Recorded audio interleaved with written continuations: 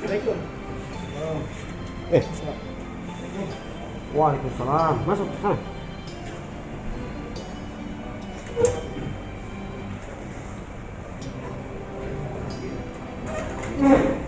Nanti dia turun ulang di mana posisi.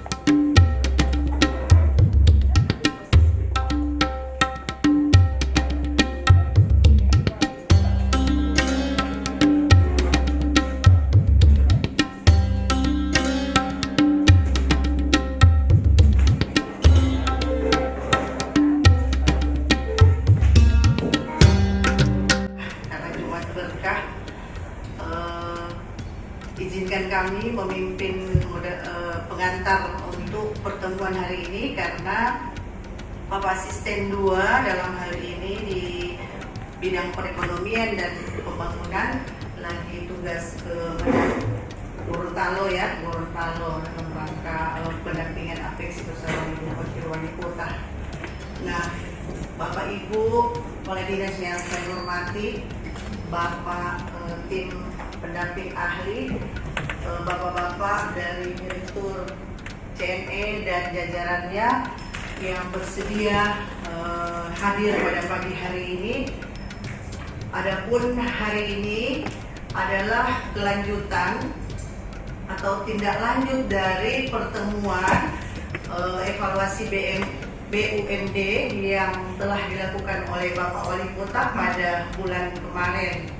Nah, sekaitan dengan tugas kami dalam PP 54 di bidang pembinaan BUMD, maka bagian perekonomian ini pertama kita tahu persis bahwa di CNE ini telah ada kegiatan pembangunan, pembangunan kembali Mall Tatung Rapalu. Izin Pak Kadis PU dalam hal ini keterkaitannya dengan PU, Pak Wali Kota mengharapkan dengan adanya fisik yang sudah dilakukan, PU dapat bekerja sama untuk PU yang nanti akan bersama-sama untuk mengevaluasi atau mengikuti perkembangan laporan kegiatan fisik di lapangan, seperti itu Pak. Karena dokumen perencanaan ini kita bisa membaca sejauh mana realisasi fisik dan keuangan yang kita lakukan.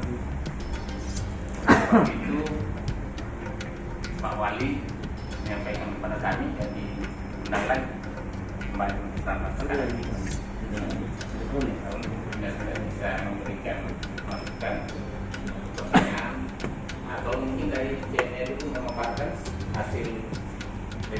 tahun 2020 pada kami sehingga bisa kita lihat sejauh mana registrasi fisik dan keuangan di kira waktu dan tempat.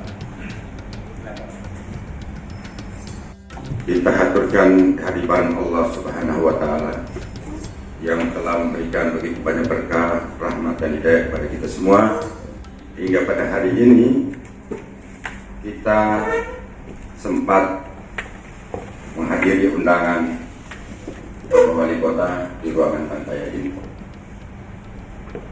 Semoga akan berkah rahmat dari Allah Subhanahu wa Ta'ala dan melancarkan semua kegiatan kita hari ini.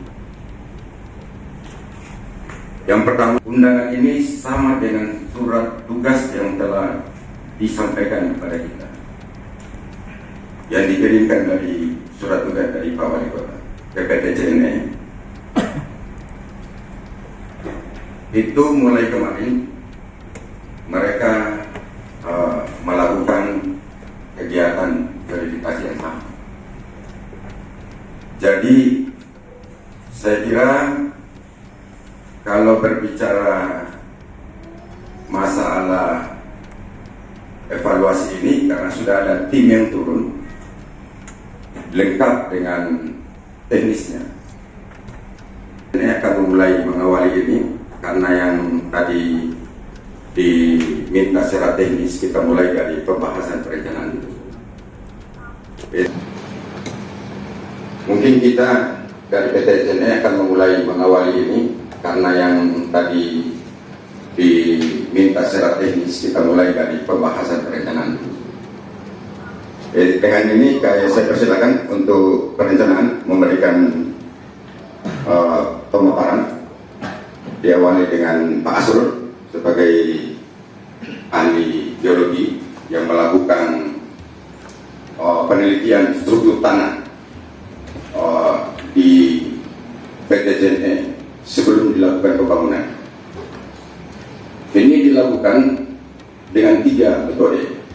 Yang pertama dengan sistem sondir, bor, dan geolistrik.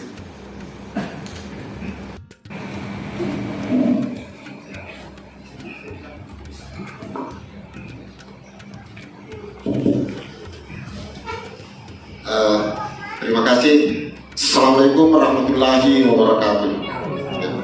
Yang saya hormati Bapak Ibu peserta rapat, Direktur PT CNE, kemudian Pak Kadis dan jajarannya, kemudian tim audit yang telah disediakan. Saya ucapkan terima kasih atas kesempatan yang diberikan untuk memberikan sekilas daripada pemaparan bagaimana perencanaan ini Hutan Turamong setelah pasca gempa. Jadi kajian pertama dari perencanaan yang kami lakukan yang terlibat di dalam konsultan perencana, kebetulan saya di bidang geoteknik dan Pak Dr. Anwar Dono di bidang struktur. Jadi pada saat awalnya kami melakukan kajian geoteknik, Pak, untuk mengantisipasi apa-apa yang bisa terjadi setelah pasca gempa. Karena setelah pasca gempa semua aturan dan spesifikasi teknik di sini hampir berubah semua, baik dari segi struktur maupun dari segi geoteknik. Jadi yang kami gunakan karena SMI yang terbaru itu untuk bidang geoteknik, SMI 860 2017, dan itu masih yang terbaru yang sekarang, dan juga sudah mengantisipasi daripada pembangunan bidang geoteknik di Indonesia. Jadi ada standar spesifikasi yang kami lakukan dalam penelitian geoteknik ini. Ada 3. Pertama, pengujian daya dukung tanah dengan alat sondir. Itu standar sampai sekarang, walaupun ada yang terbaru tetap ini juga, Pak. Kemudian untuk standar penetrasi test ini juga itu sampai sekarang juga, walaupun diperbaharui tetap saya kira tanggul bisa diganti. Nah, kemudian untuk pengukuran geolistri juga kami lakukan untuk mendeteksi daripada struktur lapisan tanah dengan permukaan air tanah.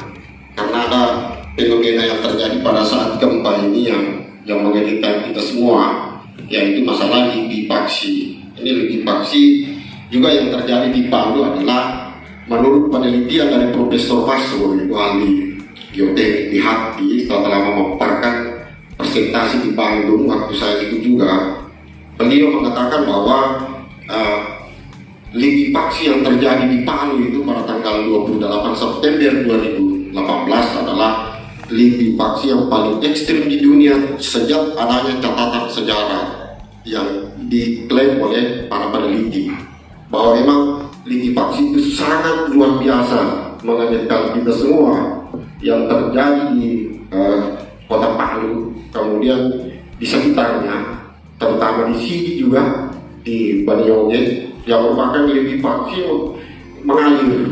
Betowo juga likuifaksi mengalir. Kemudian di titik-titik sondir itu kita ambil 5 titik dan hasilnya saya kira yang ada sudah kita lihat bersama titik-titiknya. Tapi titik pengujian sondir ini yang telah dilakukan karena memang juga keterbatasan dari sondir 2,5 ton itu hanya mampu memikul masuk kedalaman sampai 5-6 meter. Justru itu kita adakan lagi pengeboran borlog sekitar di atas 20 meter. Nah itu pun juga pengeboran yang kami lakukan sebanyak 2 titik di depan dan di belakang dekat Ramayana itu di kedalaman 20 meter itu ke bawah sudah batu semua Pak, sudah sangat keras tanahnya di situ. Cuma menurut hasil kajian dari geolistri bahwa permukaan air tanah di Montatura itu cukup tinggi, sekitar 5-6 meter di bawah permukaan tanah. Ini hasil kajian geolistri yang memberikan informasi kepada kita bahwa ada potensi dari data ini, dari data yang ini ada potensi terjadi likuifaksi di sana. Untuk itu dari dalam perencanaan kemarin itu dari bidang geoteknik ada beberapa alternatif kemarin yang kami usulkan. Yang pertama fondasi sarang laba-laba, yang pertama itu juga mau itu menggunakan fondasi sarang laba-laba. Ada tahun 2000 adalah gagal pada struktur, dalam artian yang paling utama adalah gagal dalam detailing. Artinya secara struktur itu jadi komponen perkuatan di join itu yang masih kurang akibat gempa yang besar. Sebagai informasi, kemungkinan ini direncanakan awal masih menggunakan gempa lama. Gempa lama dengan gempa baru kita betul-betul sangat signifikan perbedaannya.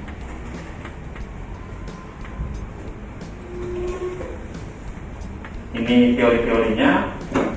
Nah, ini sebagai informasi buat Bapak dan Ibu bahwa gempa kita kemarin itu ini standar yang kurang lebih 1,5. Tapi yang terjadi kemarin ini itu yang kita Bapak Ibu. Jadi benar-benar gempa yang terjadi itu sangat besar, tetapi masih di bawah standar yang direncanakan untuk bangunan gedung pada tahun 2012. Jadi intinya kalau bangunan masih direncanakan atau sesuai aturan 2012, insya Allah itu masih aman sebenarnya. Tetapi rata-rata bangunan yang direncanakan sebelumnya dengan detailing kurang tentunya akan berakibat fatal terhadap gempa kemarin. Ditambah lagi ya fenomena yang jarang terjadi pada kita adalah likuifaksi. Makanya sekarang hampir semua bangunan gedung di Kota Palu analisis pembatas utamanya salah satunya likuifaksi. Dalam hal ini tadi sudah disampaikan juga Pak Asrul. Nah, ini saya jelaskan sedikit bahwa selain gempa horizontal, gempa vertikal kita juga besar dan jarang juga terjadi di mana-mana. Makanya kemarin kita banyak sekali amblas dari plafon, atap dan sebagainya. Nah, ini dari hasil pengujian NSPT, maka tanah kita di Montatura termasuk kondisi tanah sedang.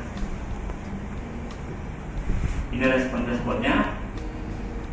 Ini kami gunakan yang 2020, tetapi kami membandingkan dengan yang 2011. Jadi tetap kami gunakan yang lebih besar di 2011 dalam perhitungan ini. Jadi perencanaan dilakukan pada tahun 2019. Kemudian draft untuk aturan untuk respon spektra itu di 2020. Jadi kami pakai itu dulu. Nah, sekarang muncul lagi yang baru, tapi lebih kecil. Nah, jadi yang lama itu sebenarnya masih sangat aman sekali kita gunakan untuk desain yang ada di Multatura. Nah, ini sebagai gambaran buat Bapak dan Ibu. Tetap disertakan analisis likuifaksinya. Dan likuifaksi terjadi itu paling maksimal sampai di kedalaman 18 potensi maksudnya. Jadi itu di titik bor 1, titik bor 2 cuma sekitar di 8 meter. Jadi ini hampir semua didukung oleh pertama uji geolistrik, kemudian setelah sondir, kemudian uji boring SPT. Nah, itulah salah satu pertimbangan tadi kenapa kita tidak gunakan lagi fondasi dangkal dalam hal ini. Ada beberapa pertimbangan. Pertama, pertimbangan karena adanya likuifaksi. Likuifaksi terjadi paling tidak di 10 meteran yang paling dominan. Maka dengan pertimbangan itu kami langsung memutuskan mengambil fondasi dalam sebagai desainnya. Awalnya ini kombinasi antara fondasi dangkal dan fondasi dalam. Nah, tetapi mengingat besarnya pembiayaan yang diajukan dari penyedia fondasi laba-laba, maka kami langsung mengganti fondasinya. Tetap juga kombinasi antara fondasi dangkal dalam hal ini ralf, basement jadikan ralf ditambah fondasi bot pipe. Jadi ada kombinasi juga di situ. Tetapi di kedalaman 6 meter kami laksanakan. Kemudian ditambah 12 meter lagi sampai 15 meter fondasi bot pipe-nya. Untuk daya dukung tanahnya seperti ini, alhamdulillah di sekitar 18 sampai 20 NSPT kami dari tim perencana Multatura, kami di sini bekerja sebagai struktur untuk perencanaan kembali Multatura Palu. Sebagai informasi, kami terlibat dari awal untuk asesmen Multatura Palu, pemeriksaan kondisi gedungnya di saat setelah gempa terjadi.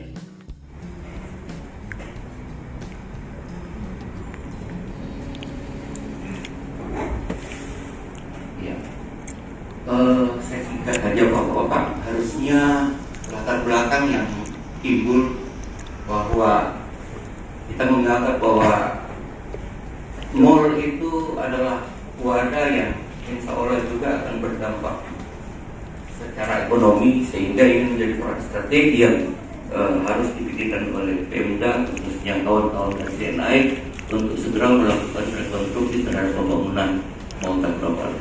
Nah, yang kedua Pak, tentunya hal ini akan membuat kita harus yakin bahwa rekonstruksi itu bisa kita kembalikan, pembangunan kita juga bisa laksanakan, dan ini adalah bagian untuk memberi gambaran kepada pihak-pihak investor lain bahwa kebangkitan Kota Palu itu sudah dimulai.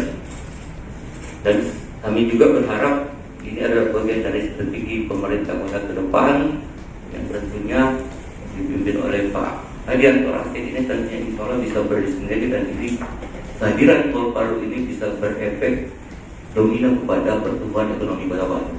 Nah, yang selanjutnya yang ketiga ada dasar pertimbangan pada bagian adalah pembangunan yang terukur. Tadi itu yang saya sampaikan, banyak hal yang kita berdiskusi soal tidak boleh lagi membangun dengan main-main,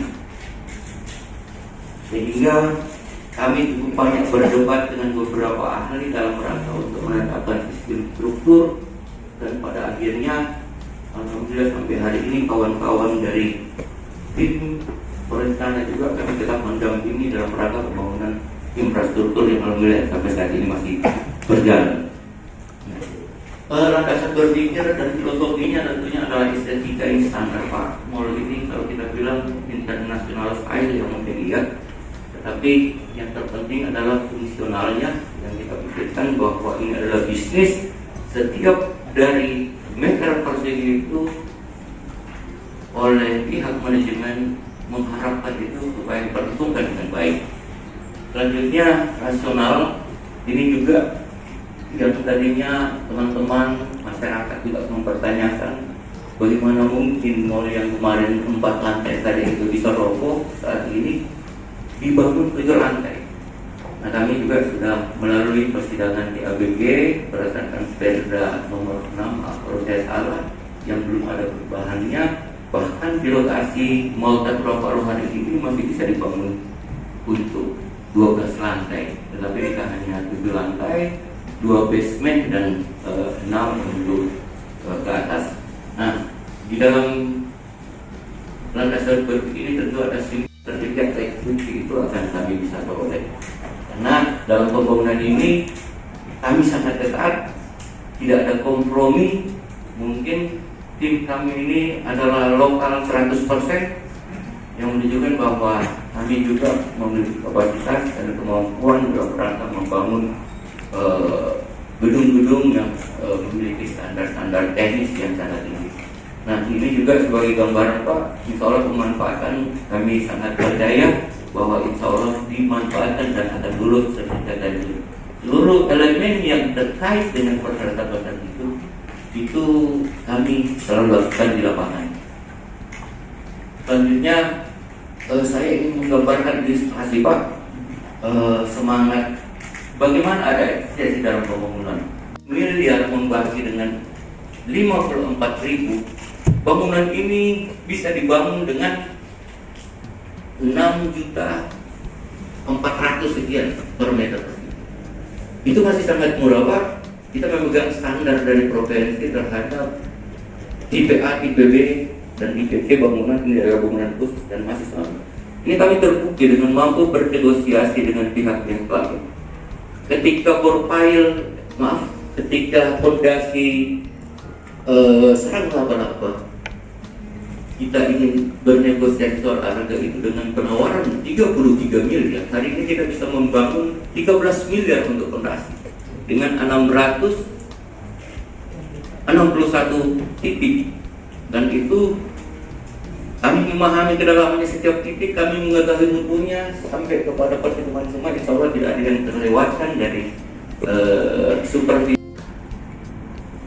Nilai pekerjaannya sampai di mana, kemudian ada bisnisnya sampai di mana, sehingga kita butuhkan dokumen perencanaan sehingga kita bisa mengukur realisasi keuangan sudah berapa banyak, kemudian realisasi visinya sudah sampai di mana. Itu yang diceritakan oleh bawah. Kemudian Pak, saya potong sedikit. Jadi gini Pak, kebetulan kemarin itu ada surat tugas dari Bawali untuk melakukan hal yang sama. Jadi ini makanya kita juga agak sedikit tapi ini kan sebuah lambang perhatian dari Bawali untuk memberikan apresiasi sehingga nanti ke depan pembangunan ini betul-betul berjalan dengan baik. Jadi apa yang hari ini itu sebenarnya sudah ada tim yang turun dari inspektorat dengan tim teknis yang dari sipil, dari termasuk ada orang-orang TATJ kemarin itu dari tata ruang kayaknya. Secara teknis itu sudah ada di mall, termasuk mengkaji penggunaan anggaran. Jadi tapi tidak apa-apa, hari ini kita coba ada juga karena beberapa yang sudah hadir ini saya kira bisa diberikan gambaran dari supervisi sejauh mana pencapaian pekerjaan sekarang. Ya begitu. Ada di atas di atas. Di situ tujuan yang dibayarkan ke kas daerah itu sebesar 777.480.350. Mengenai yang katanya 4M untuk pengurusan perizinan, mungkin yang lebih berhak, yang berwenang untuk menjelaskan itu mungkin dari nol ya. yang setahunya saya untuk retribusi ini memang sudah ada perjanjiannya, yaitu retribusi IMB, sedangkan izin-izin lain seperti lingkungan, kemudian izin yang artinya yang tidak yang di luar aturan Pemda itu gratis, yang lain gratis. Soal yang lain-lain itu mungkin nanti dari Mall saja yang menjelaskan, yang katanya 4M. Silakan, saya nggak tahu ya. Yang jelas retribusi IMB itu sekian. Kalau itu saya tahu, memang ada retribusinya. Kalau izin-izin yang lain itu gratis. Kami akan mulai menjawab dari beberapa isu yang beredar setelah kami melakukan evaluasi awal kemarin dengan Pak Wali. Jadi mohon izin kami paparkan dari awal ini. Jadi akta pendirian JNE itu ada di situ, bisa kita lihat.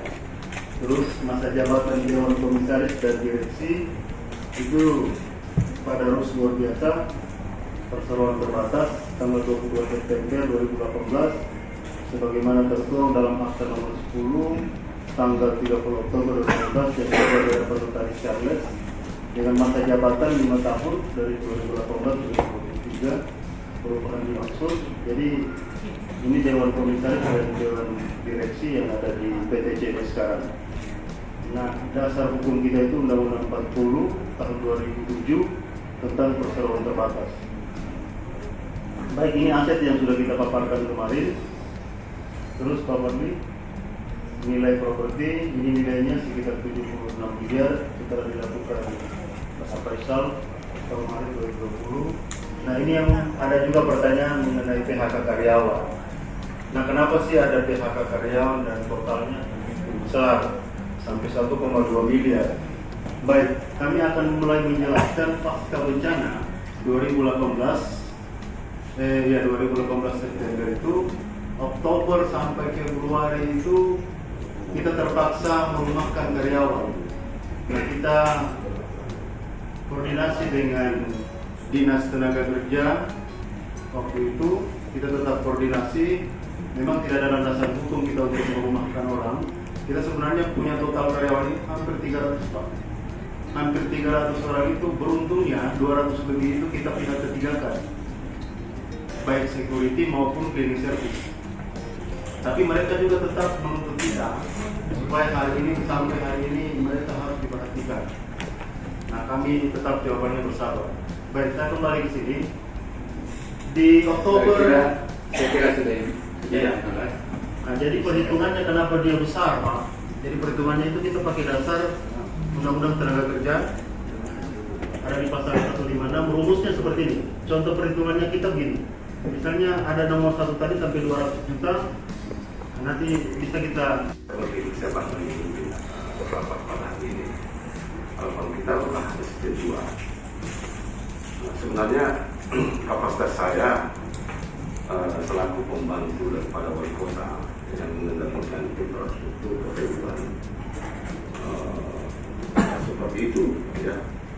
Namun perlu diketahui juga sampai pada hari ini saya sebagai pembantu dalam pengendalian infrastruktur tidak dilibatkan. Itu perlu diketahui. Saya hanya persoalan ini sebenarnya mengenai Bang Baru hanya satu kali saya mengikuti pada saat perencanaan dokter perencanaan itu ditangani pada saat itu apa istilahnya sudah terlalu ekspos ya. Ada dari sisi arsiteknya, strukturnya, kemudian sisi teknis pilar. Waktu itu Pak Anwar sendiri. Nah, posisi saya sebenarnya pada hari ini sebagai kepala kadis adalah itu yang berkaitan dengan tugas pokok. Tugas pokok adalah tadi adalah membantu wali kota untuk pengendalian infrastruktur. Nah, kita terlalu jauh. Padahal saya lihat substansi daripada undangan ini adalah progres fisik dan keuangan. Itu aja sebenarnya. Soal yang tadi non teknis itu misalnya auditor. Nah, saya baru dengar juga tadi tim sudah ada juga turun gitu ya. Jadi tidak perlu kita bahas sebenarnya buang-buang waktu. Ya, buang-buang waktu itu ranahnya mereka. Jadi saya tidak tahu rapat pada hari ini apa yang mau dicapai. Kalau saya lihat ini adalah proses fisik saja seluruhnya dan keuangan. Itu cuman persoalannya adalah ketika kita mengevaluasi ini, kita tidak punya tolok ukur, yaitu perencanaannya. Tidak ada di tangan Peru, tidak ada. Apa sekarang kita mengevaluasi? Apakah hasil evaluasi itu adalah yang kaitannya dengan kinerja adalah kalau kontraktornya adalah cepat atau lambat? Kan seperti itu saja. Soal tadi sampai mengenai fondasi adalah kaitannya dengan mungkin isu yang berkembang di masyarakat di Walaupun seperti itu. Tapi mereka kan orang teknik. Ngapain kita mau peduli hal seperti itu?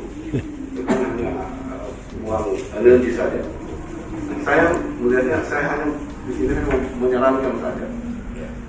Yang pertama dari sisi perencanaan. Pertanyaan saya dari sisi perencanaan ini, apakah seluruh yang berkaitan dengan perencanaan itu sudah ada rekomendasinya? Salah satu contoh, kita ini membangun dalam situasi pasca bencana, rehat rekor. Apakah sudah ada rekomendasi kaitannya dengan disampaikan tadi oleh Pak Dr. Dikatakan oleh Pak Kadis bahwa sebenarnya pertemuan ini adalah pembahasan mengenai realisasi pembangunan dan keuangan. Ini di meja saya ini adalah laporan keuangan tahun 2018 dan 2019 yang diberikan ke Bapak Wali Kota kemarin. Saya disuruh untuk mencoba menganalisa beberapa poin yang ada di dalam laporan keuangan. Sedangkan di progres annual report di tahun 2020 itu juga ada terdapat perbedaan di laporan neraca, terutama poin 1 di kas itu juga ada selisih. Di tahun 2018 laporan 2019 itu ada laporan kas disebutkan 82.500.000, tetapi di annual report 82.400, jadi ada selisih. Ada pas sama-sama ini 2019, ini juga 2019, ya, begitu kan? Itu ada selisih. Begitu pula piutang. Piutang di 2019 dilaporkan piutang usaha 5,8. Di 2018 juga 5,8. Tidak bergerak. Ini duit aset kita, aset Pemda. Akan mulai menjawab dari beberapa isu yang beredar setelah kami melakukan evaluasi awal kemarin dengan Pak Wali. Jadi mohon izin kami paparkan dari awal ini. Jadi akta pendirian sudah sejauh mana nilai pekerjaan sampai di mana, kemudian sertifikatnya sampai di mana, sehingga kita butuhkan dokumen perencanaan sehingga kita bisa mengukur realisasi keuangan sudah berapa banyak, kemudian realisasinya sudah sampai di mana. Ria akan membawa. Ria, apa saya coba sedikit. Jadi Pak, kebetulan